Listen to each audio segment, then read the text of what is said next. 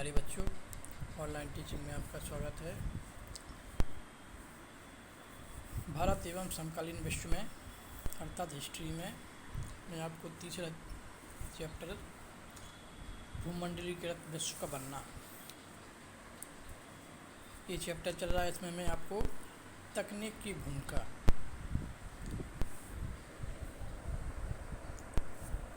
इस घटनाक्रम से तकनीक की क्या भूमिका रही है, यानी किस तरह से पहले व्यापार किया जाने लगा था और किस तरह से प्रगति हो रही थी। रेलवे, भाप के जहाज, टेलीग्राफ, ये सब तकनीकी बदलाव बहुत महत्वपूर्ण रहे हैं।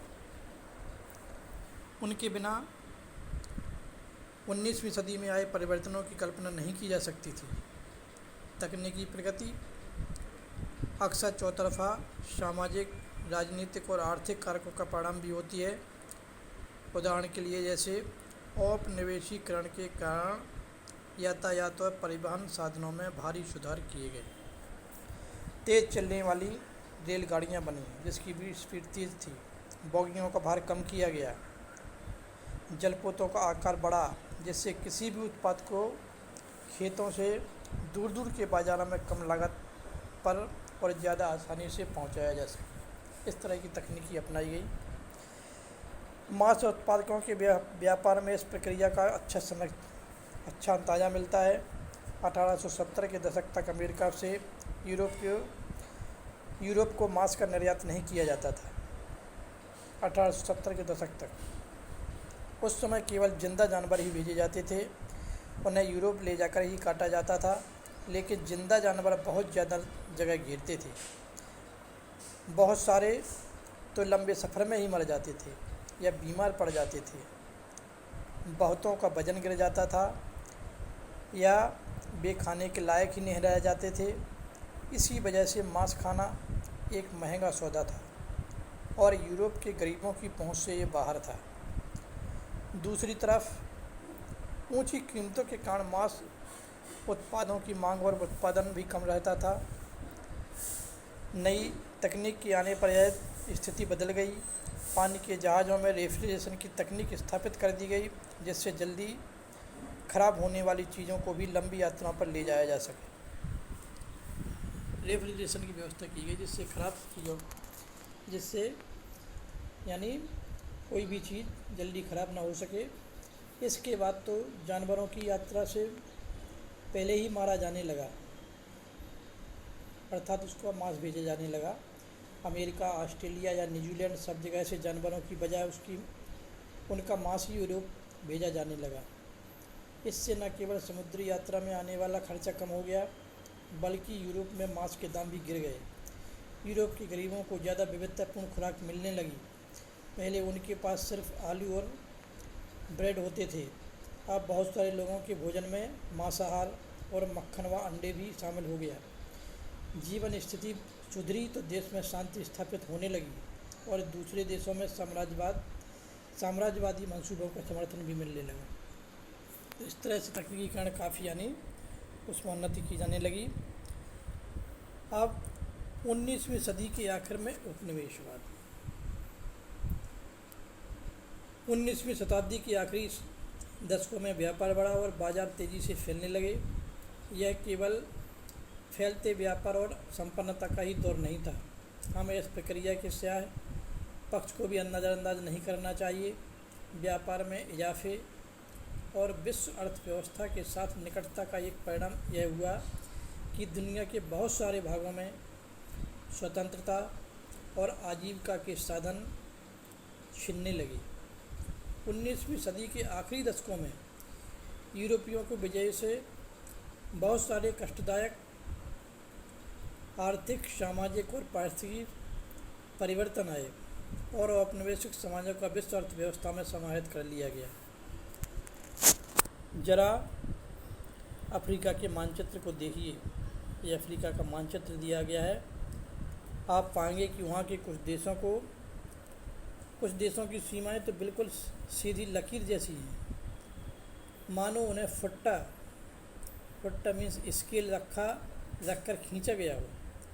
दुर्भाग्यवश यही हुआ भी था। अफ्रीका पर कब्जे की कोशिश में लगी प्रतिद्वंदी यूरोपीय ताकतों ने अपने अपने इलाके बांटने के लिए प्रायः इसी इलाके का सहारा लिया जाता था। 1855 में यूरोप के ताकतवर देशों को बर्लिन में एक बैठक हुई जिसमें अफ्रीका के नक्शे पर इसी तरह लकीरें खींच करके उनको आपस में बांट दिया गया था। 19वीं सदी के आखिर में ब्रिटेन और फ्रांस ने अपने शासन वाले विदेशी क्षेत्रफल में भारी वृद्धि कर दी थी। बेल्जियम और जर्मनी नई औपनिवेशिक ताकतों के रूप में सामने आए। पहले स्पेन के कब्जे में रह चुके कुछ उपनिवेशों पर कब्जा करके 1890 के दशक के आखिरी वर्षों में संयुक्त राज्य अमेरिका और औपनिवेशिक ताकत बन गया। उस समय 1890 के दशक में यानी 19वीं सदी के आखिरी वर्षों में संयुक्त राज्य अमेरिका भी औपनिवेशिक ताकत बन गया था। आइए देखें कि उपनिवेशवाद से औपनिवेशिक समाजों की अर्थव्यवस्था व रोजी रोटी के साधनों पर क्या असर पड़ा। ये अफ्रीका का चित्र दिया गया है। इस तरह से कुछ ऐसे भी लग रहे हैं जिनको खींच दी गई है रेखा। ये बहुत सारे अफ्रीका उपमहाद्वीप के देश हैं। अब इसके आगे दिया गया है रिंडर पेस्ट या मवेशी प्लेग। ये बीमारी फैली अफ्रीका में 1890 के दशक में। रिंडर पेस्ट नामक बीमारी बहुत तेज़ी से फैली गई, यानी 19वीं सदी के आखिरी की बात है। मवेशियों में प्लेग की तरह फैलने वाली इस बीमारी से लोगों की आजीविका और स्थानीय अर्थव्यवस्था पर गहरा असर पड़ा। असर तो पड़ेगा ही जब इस तरह की बीमारी फैल जाएगी तो।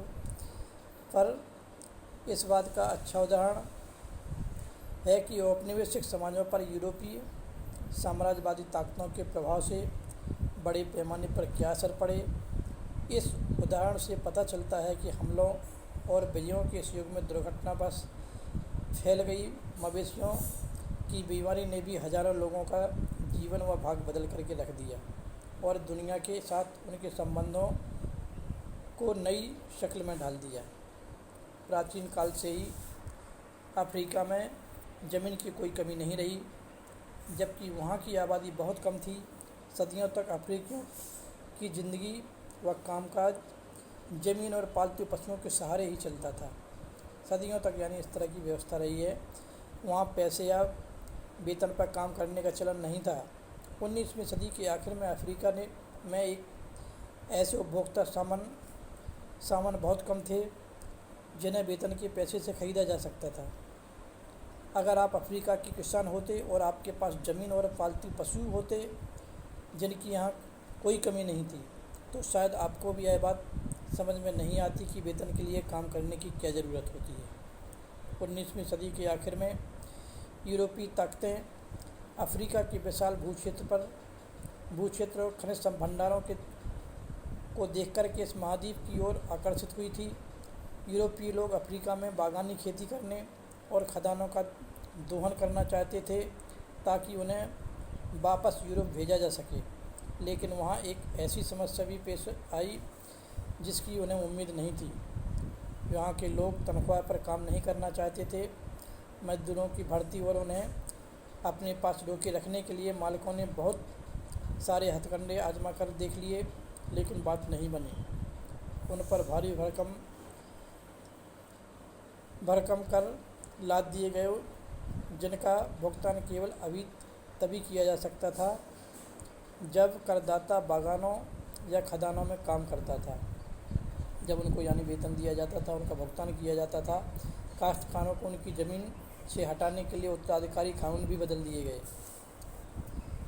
जो बड़े बड़े काश्तकार हुआ करते थे उनके लिए नए कानून में यह व्यवस्था कर दी गई थी कि अब परिवार के केवल एक ही सदस्य को पैतृक संपत्ति मिलेगी। इस कानून के जरिए परिवार के बाकी लोगों का श्रम बाजार में ढकेलने का प्रयास किया जाने लगा कि बाकी लोग यानी श्रम का काम करेंगे, बाहर यानी मजदूरी करेंगे। कुल मिलाकर के केवल एक ही किसानों का काम कर सकता है। खान कर्मियों को बाड़ों में बंद कर दिया गया। उनके खुलेआम घूमने फिरने पर पाबंदी लगा दी गई जो खानों में काम किया करते थे। तभी वहाँ जेंडर पेस्ट नामक विनाशकारी पशु रोग फैल गया। ये एक रोग का नाम है रिंडर पेस्ट। ये रोग उस समय फैल गया। अफ्रीका में रिंडर पेस्ट नाम की बीमारी सबसे पहले 1880 के दशक में आखिरी सालों में दिखाई दी। उस समय पूर्वी अफ्रीका में एरिट्रिया पर हमला कर रहे इतालवी सैनिकों का पेट भरने के लिए एशियाई देशों से जानवर लाए जाते थे। उनका पेट कैसे भरेगा, तो एशियाई देशों से यानी जानवर भेजे जाते थे, उनका मांस वो खाते थे। यह बीमारी ब्रिटिश आधिपत्य वाले एशियाई देशों से आए उन्हीं जानवरों के जरिए यहाँ पहुँची थी। अफ्रीका के पूर्वी हिस्से में महाद्वीप के दाखिल होने वाली यह बीमारी जंगल की आग की तरह पश्चिम अफ्रीका की तरह बढ़ने लगी। 1892 ईस्वी में यह अफ्रीका के अटलांटिक तट तक पहुंच चुकी थी, यानी वहां पर पहुंची अटलांटिक महाद्वीप पर। रिंडर पेस्ट ने अपने रास्ते में आने वाले 90% मवेशियों को मौत की नींद सुला दिया था। इतनी भयंकर बीमारी आई थी। पशुओं के खत्म हो जाने से तो अफ्रीकियों के रोजी रोटी के साधन ही खत्म हो गए थे, क्योंकि वो इसी पर आधारित थे। अपनी सत्ता को और अधिक मजबूत करने तथा अफ्रीकियों को श्रम बाजार में ढकेलने के लिए वहाँ के बागान मालिकों, खान मालिकों और औपनिवेशिक सरकारों के बचे खुचे पशु भी अपने कब्जे में ले गए। बचे खुचे पशु संसाधनों पर कब्जे से यूरोपीय उपनिवेशकारों को पूरे अफ्रीका को जीतने व गुलाम बना लेने का बेहतरीन मौका हाथ लग गया था। 19वीं सदी की दुनिया के अन्य भागों पर पश्चिमी आक्रमण और विजय के परिणामों की ऐसी ही और भी कहानियाँ यानी देखी जा सकती हैं। तो इस तरह से प्यारे बच्चों, अब मैं आज की वीडियो बस इतना ही। इसके आगे भारत से अनुबंधित श्रमिकों का जाना, इसको मैं आगे आपको बताऊंगा। आज की वीडियो में इतना ही। Okay, bye.